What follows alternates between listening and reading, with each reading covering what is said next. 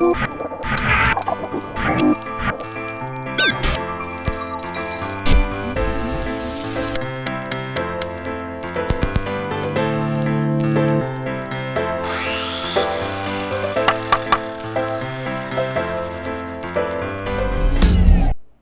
ladies and gentlemen, to another Pioneer Prep. I'm Grim from the Bug Out Boys, and the Pioneer Prep that I'm going to be showing you how to do today is going to be how to make some hardtack. This guy right here, a survival biscuit that dates back to at least the Civil War, and I have read they've found some that is still edible from the Civil War, so something that has a very long shelf life. So why don't I flip the camera around so I can show you everything you're going to need to make this prep a reality. Everything that you're going to need to make your hardtack is right here in front of you. First, your flour. Now, based off of my research, I found out that whole wheat has the best shelf life of all the flours, because I also read people have used quinoa flour and other substitutes, but unfortunately they have a lesser shelf life. So for those of you who have celiac disease or gluten allergy, you have options to make hardtack. Just know that it's not going to have the same shelf life as the whole wheat flour is. You're going to need some water, and then you're going to need measuring cups so you have the right proportions to put into your mixing bowl so you can make your dough. And once you flatten that dough out, which I'll show you, then you're going to need an implement to cut it up into individual squares, which then you will then stab little holes into individual squares as well, and on the wonderful baking sheet that I have underneath here. Now the salt, you may ask. The salt I have there is because it's optional. And it represents that the rule of thumb, basically. Anything that you add to your hardtack besides your water and your flour is going to diminish the shelf life of your hardtack.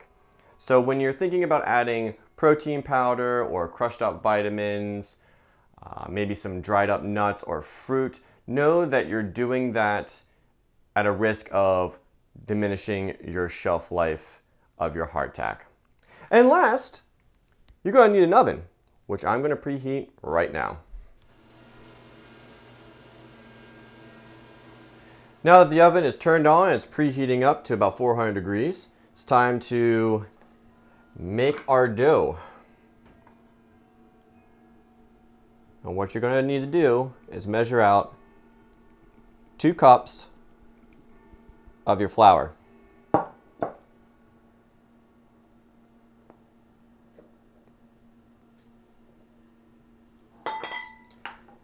And then you're going to need 3/4 of a cup or 3/4 of a cup of water.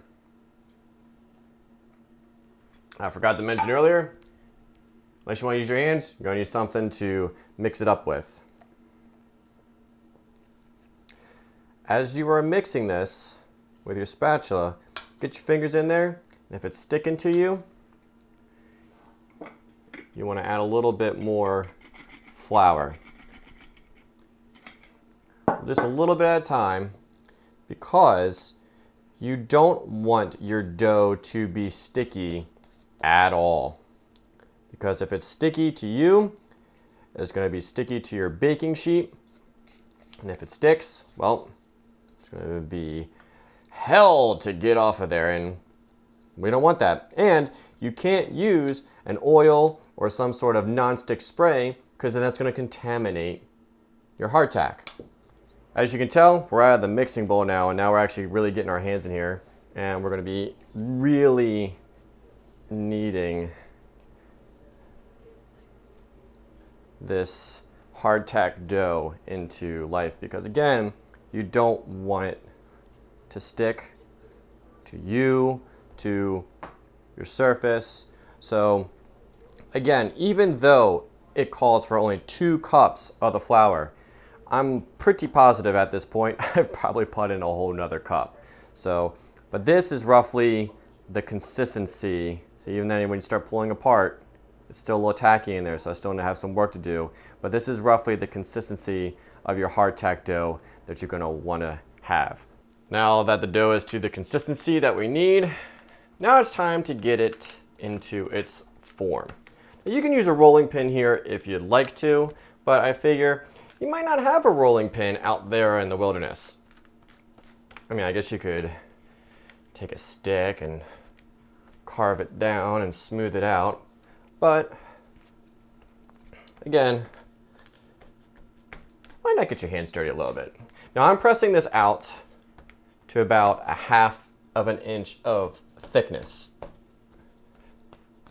And I'm kind of using my finger as a gauge, because I mean, if you look at that, that's roughly about 1/2 an inch. So I'm gonna keep on pressing that out.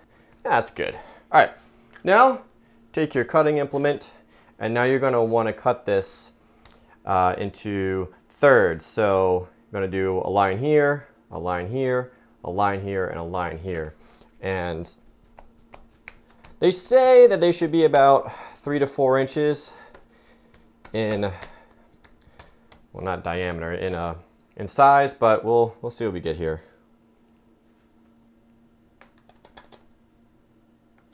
There we are. Yeah, it looks pretty good.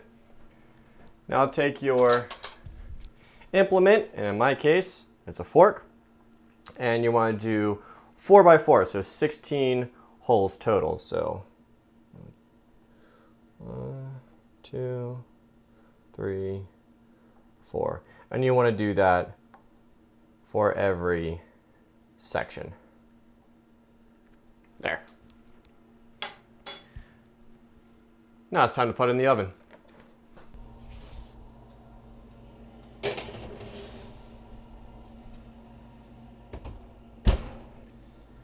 Now this particular recipe calls for the oven to be preheated at 400 degrees Fahrenheit. Once you put the hardtack in, set a timer for 30 minutes.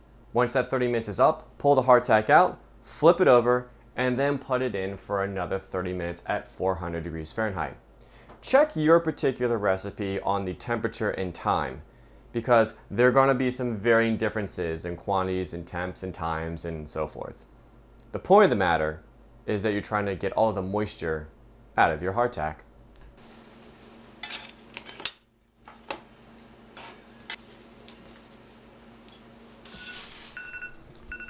Timer's up.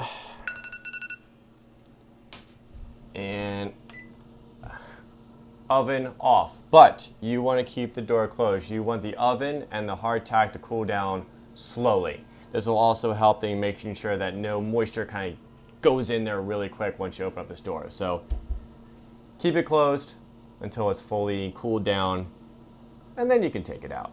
The oven is cooled down now, and so is our hardtack, which I think looks pretty good. So if you enjoyed this Pioneer Prep, please do subscribe, because there's going to be more Pioneer Preps, bots, reviews, and Bug Out Boy episodes along the way.